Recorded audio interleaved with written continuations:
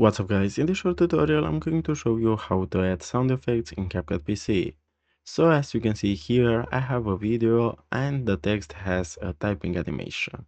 So to add a sound effect to your timeline in CapCut PC, all you have to do is to go to audio, and here you're going to close the music tab and you're going to go to sound effects. Now I'm going to use for this tutorial the typing sound effect, so let's search it. You're going to search typing, or you're going to search what you need. For this tutorial, I'm going to use typing. As I said, I have this text animation. So let's do that. Then what you want to do after you find your sound effects, you can listen to it by clicking on it, as you can hear. Then after you find the good one, all you have to do is to click on it and you're going to drag it to the timeline, as you can see right here.